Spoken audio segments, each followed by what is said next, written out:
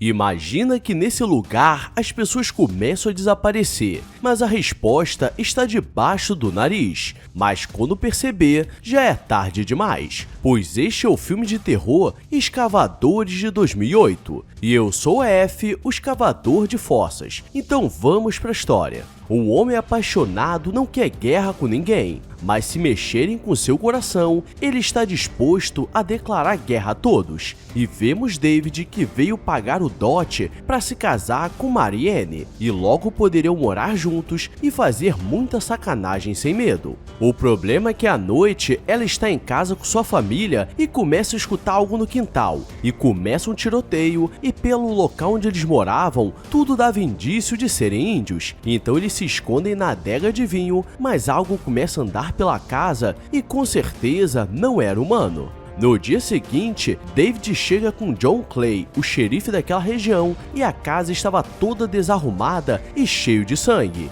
E nisso ele fica desesperado porque a única coisa que guardou dela foi uma foto em família. E John diz que provavelmente os índios a levaram, mas não estariam muito longe. E em outra propriedade vemos o William, que estava fazendo um piquenique com sua namorada e seu enteado. E eles querem aproveitar uma tarde tranquila porque eles se viam poucas vezes no mês. E David vem a cavalo e os dois entram para não terem problemas. E David entrega uma carta de John falando que era uma emergência e ele seria convocado para esse serviço. E como seu enteado já tinha 15 anos, ele já era considerado adulto o suficiente para fazer seu primeiro trabalho.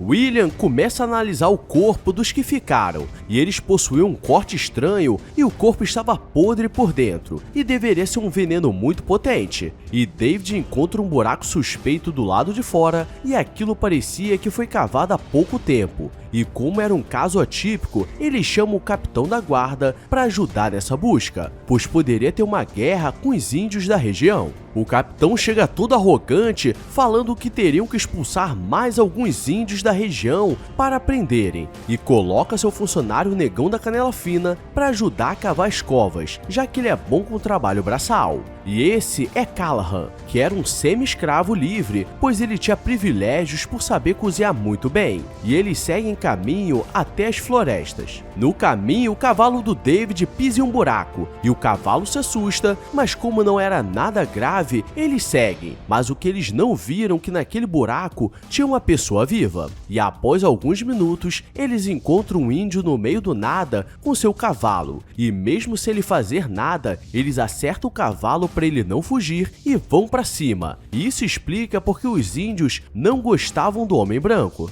John diz que aquele índio era muito pacífico e não sabia de nada, mas o capitão quer mostrar sua autoridade e diz que tiraria algo dele mesmo que dure a noite toda. E começa a fazer o processo de extração, se é que vocês me entendem, e eles realmente passam a noite toda. E Callahan sabe que o cara não sabia de nada e desamarra sua mão e dá um pouco de comida. O problema é que o capitão vê aquilo e pergunta quem fez, e por ele ser o Canela Fina, já seria culpado e penalizado ali mesmo, para não perder autoridade diante dos outros homens. Mas David levanta e diz que foi ele que fez e ele seria punido, mas John diz que ele não faria nada porque avisou que o índio não sabia de nada. E foi nesse exato momento que David ganhou o respeito do Callahan, e depois todos se preparam para descansar porque teriam um longo caminho no dia seguinte, e alguns guardas ficam de vigia, mas aqui vemos o que eles estão enfrentando, pois não é humano, porque ele começa a escutar um som e são pegos sem acordar ninguém. E no dia seguinte o capitão acha que eles desertaram porque não tinha vestígios de sangue. E o capitão tinha um índio que trabalhava para ele porque ele quer ter acesso a todos os povos. E o índio capturado diz que foram os escavadores que fizeram isso.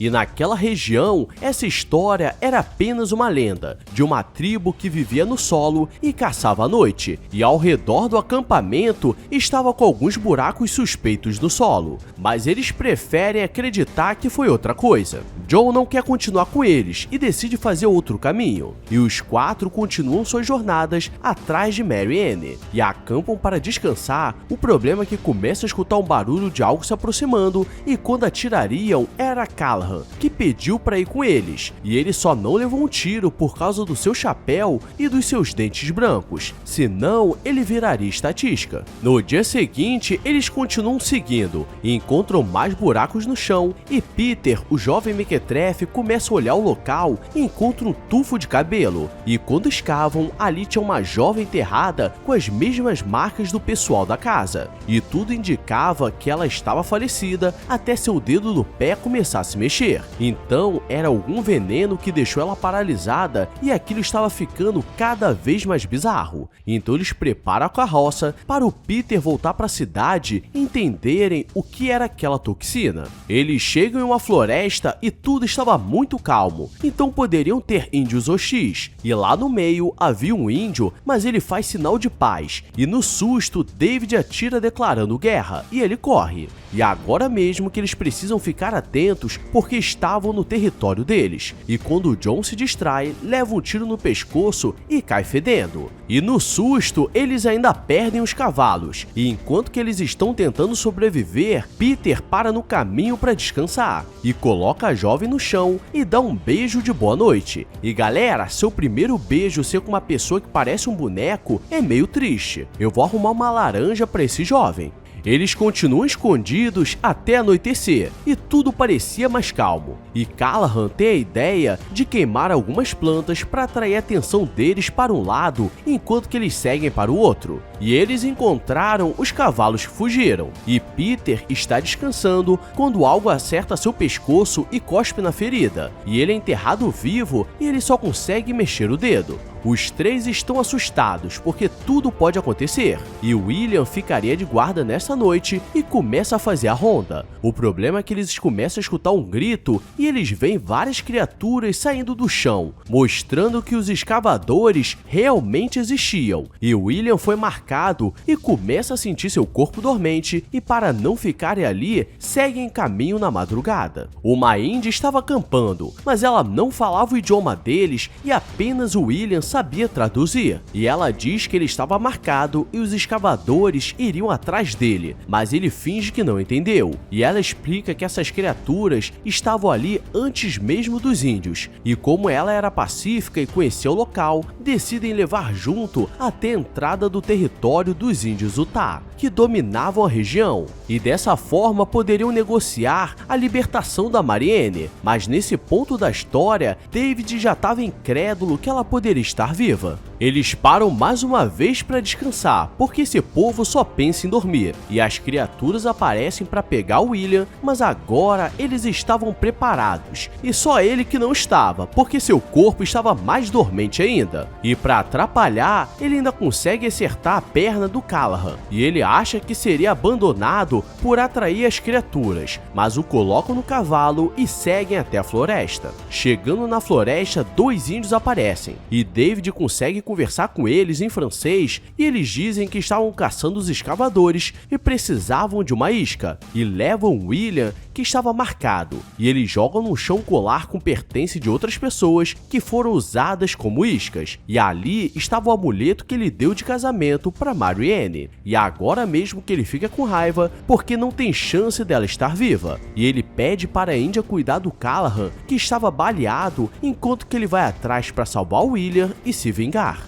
William está preso em um tronco no meio do nada, e ao redor está cheio de armadilhas de urso, e quando ele vai ser solto, o índio aparece, mas ele consegue pegar a arma do David e acerta na barriga dele. Mas esse é o menor dos problemas, pois as criaturas começam a sair do chão e ele cai em uma armadilha. Uma das criaturas vai na direção do índio, e como todos já estavam ferrados, ele pega uma estaca de madeira e atravessa a criatura, que não morre, mas fica imobilizado desestabilizada, e ele começa a fazer isso com todas as criaturas que ficaram presas nas armadilhas, mas elas simplesmente não morriam, e logo elas vão se soltar, e ele fica esperando até o amanhecer para pedir ajuda. E aqui vem a revelação, porque elas começam a queimar com o contato do sol, e isso explica porque elas só caçavam à noite. Ele volta para se encontrar com Callahan e a Índia, e no caminho encontra o chapéu do jovem Peter, mas não percebem que ele estava ali enterrado tentando pedir ajuda. E depois de alcançar o capitão, ele para descansar, mas quando acorda, os dois índios foram falecidos, e Callahan faleceu porque cortaram sua perna fora, sendo que foi apenas um tiro de raspão,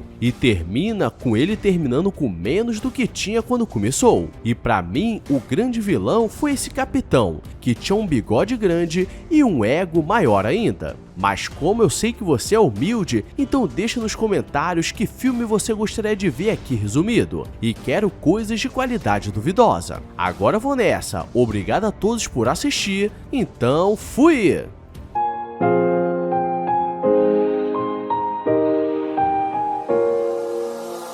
I walk a lonely road, the only one that I have ever known. Don't know where it goes, but it's home to me, and I